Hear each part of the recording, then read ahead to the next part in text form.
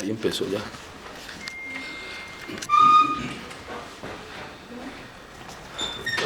Buenas tardes.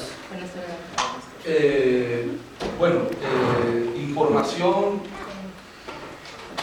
espero muy prontísimo, ya se hizo la primera prueba para la publicación de mi tercer libro, el libro rojo de los afroamericanos, de parte de la Universidad de Granada. Y estoy obsesionado con la biografía, con hacer la biografía de Gaspar Yanga. Y esto tiene un contexto, ¿cierto? Va el segundo punto. Bueno, los invito, aspiro a hacer el lanzamiento de ese libro cuando salga muy pronto. Sucede por allá durante la independencia de México. Pongo a México como referente, pero igual va a suceder algo muy similar con los afroargentinos, afrouruguayos, afrochilenos, especialmente con estos países australes, ¿cierto?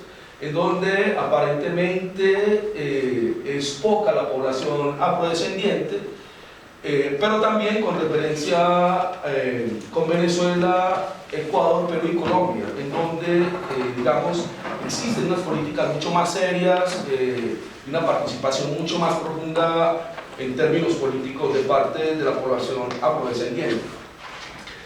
El modelo más o menos es el siguiente, ¿cierto? Se independiza la República Mexicana por allá, iniciando la década de 1820, y muy orgullosamente los patriotas, héroes de este maravilloso país, afirman que la esclavitud ha sido abolida porque por allá en algún escrito de parte del amigo de Iturbide, que es afrodescendiente de hecho, acuérdame por favor,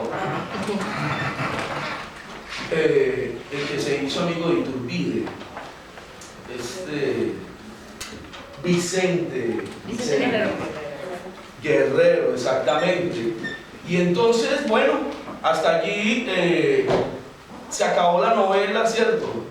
Todo el mundo vive maravilloso en un país de democracia representativa. Eso después de que acaba el primer imperio mexicano, porque entendamos que cuando México se independiza se convierte en un imperio. Algo similar le va a suceder a Brasil, que se va a convertir en el imperio del Brasil. Pero digamos que ya después a mediados de la década de 1820, ya esto es una república con democracia representativa. Y entonces, ¿qué pasa? Ya por ahí está escrito en la ley la abolición de la esclavitud de los afrodescendientes, y listo, ¿cierto? Desaparecen los esclavos en este país. O sea, oficialmente está escrito abolición de la esclavitud. O sea, se da por hecho de que desaparece, por lo menos en términos políticos, la esclavitud. Pero la realidad es que la esclavitud continuó, pues, más o menos, casi hasta principios del siglo XX. Pues ahí está el México bárbaro, es una demostración clarísima.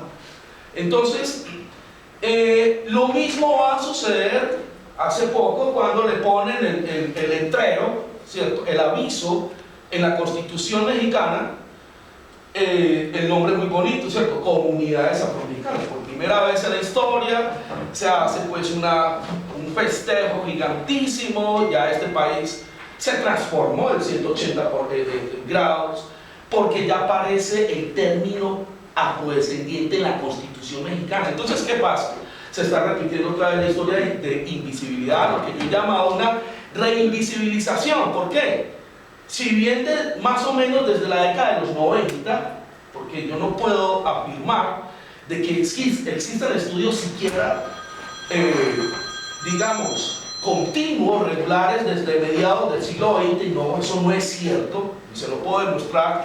Más o menos sí se puede hablar desde la década de los 90 hacia acá. Sí se puede decir que se están haciendo algunos estudios regulares con relación a los derechos de los afrodescendientes, especialmente en México. Entonces, digamos que ese es el contexto en términos generales. Muchas gracias. Los derechos humanos han sido replanteados en términos conceptuales, ya que su noción se ha ampliado a esferas de carácter sociológico. Esto es, que la esclavitud de Estado aún continúa a pesar de que se quiera negar, y esto se demuestra en la invisibilización cultural, social, político y económico. ¿Qué pasa?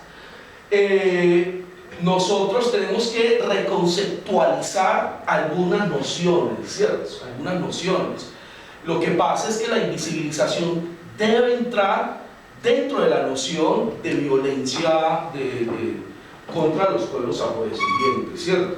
Digamos, hay que ampliar estas nociones, porque por eso es que en términos políticos se niega, ¿cierto? Porque no, ellos tienen derechos, pero siguen invisibilizados.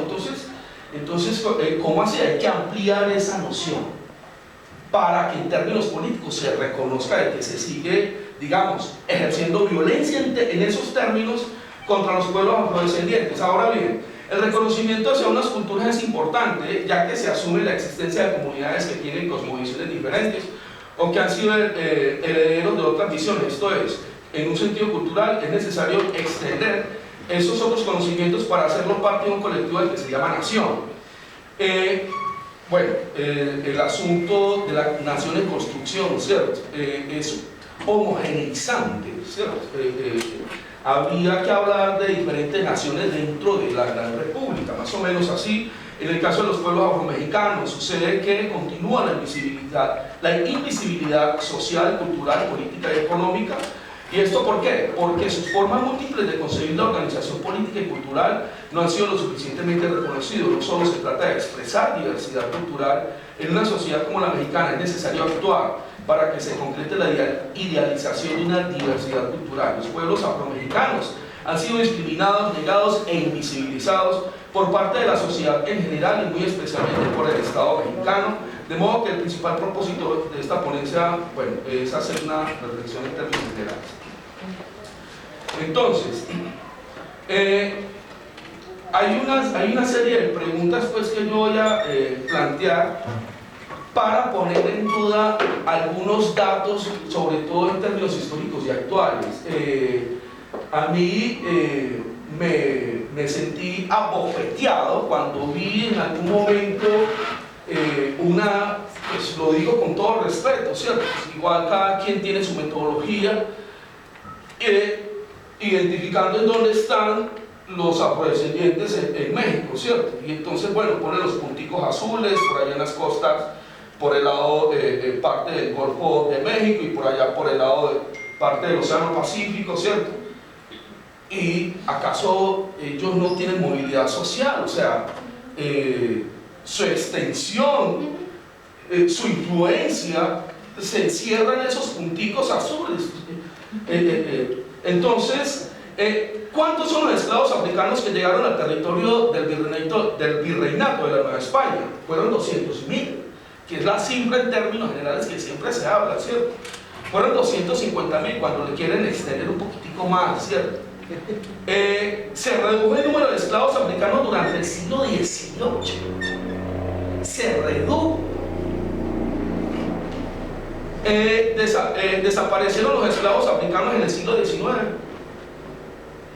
Se redujo casi totalmente la población afromexicana en el siglo XX, allá en esos pueblos pequeños de Coajimalpa y todo ello, ¿cierto? Entonces,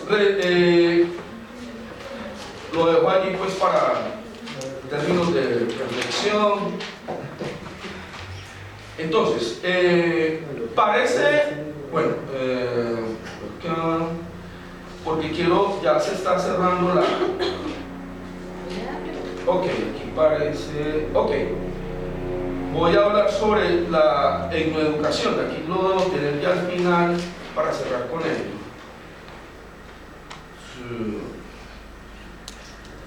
Bueno, creo que voy a cerrar así, ¿cierto? Resulta que en Colombia hay